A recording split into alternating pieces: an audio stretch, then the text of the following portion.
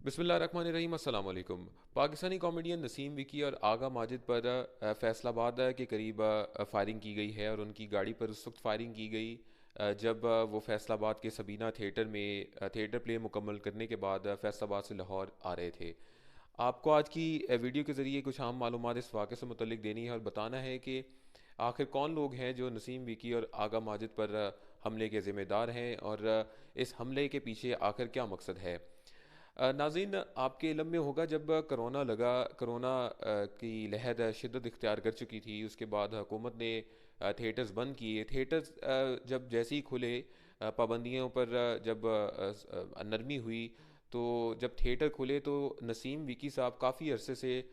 लाहौर के ही एक commercial theatre में अपना प्ले पेश करते थे और काफ़ी अरसे से ये सिलसिला जो था वो जारी था। लेकिन कोरोना के बाद हुआ ये कि नसीम विकी साहब पर एक शख्स है जिसने उन्हें धमकियां दी और बाकायदा तौर पर असलहा लेकर उनके जो अहल खाना है, बताया जा रहा है, ज़राए का ये कहना है कि उनको भी नसीम विकी साहब के अहल खाना को भी धमकियां दी गई। तो ये सिलसिला काफ़ी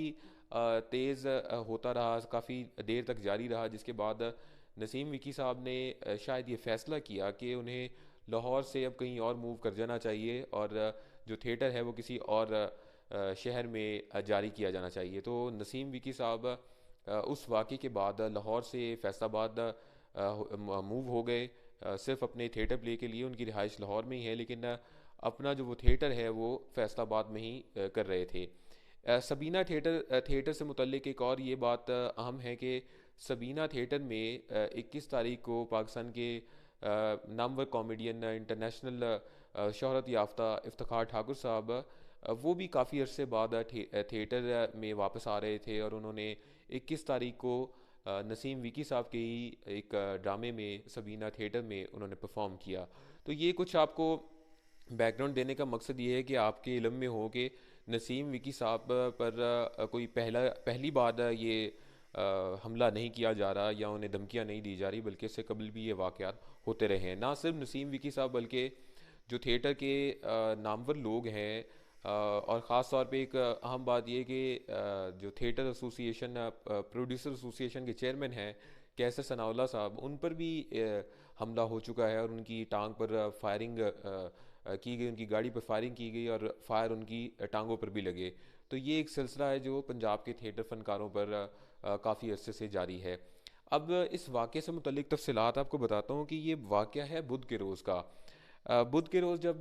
सबीना थिएटर में आगा माजिद और नसीम विकी साहब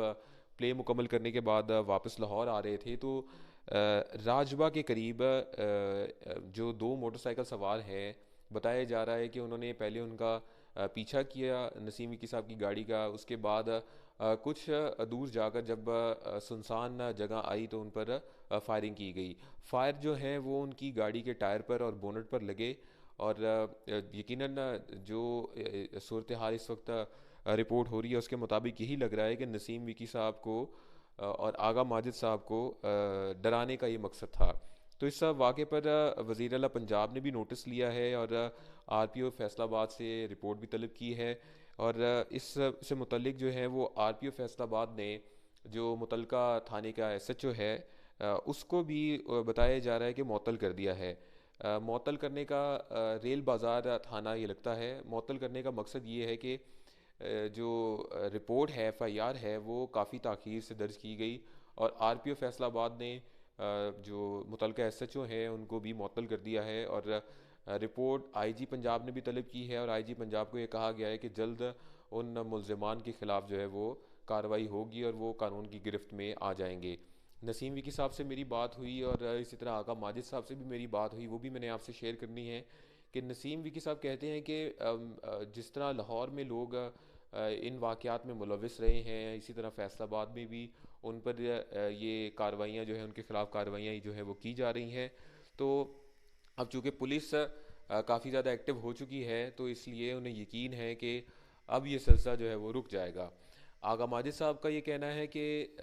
मेरे बेटे की शादी है और मुझे तो लोग मोहब्बत करते हैं मुझसे, ऐसी कोई बात ही नहीं कि मेरी किसी से दुश्मनी हो, कोई लड़ाई झगड़ा हो। तो मुझे मालूम नहीं कि कौन शख्स है, किसका आखिर इस फायरिंग करने के पीछे क्या मकसद हो सकता है, उन्हें कोई इल्म नहीं। तो उन्होंने, आगा माजिद साहब ने ये कहा कि मैं बिल्कुल लाइलम हूँ और कभी उनकी ज़िंदगी में ऐसे वाक़यात उनके साथ रूनुमा नहीं हुए,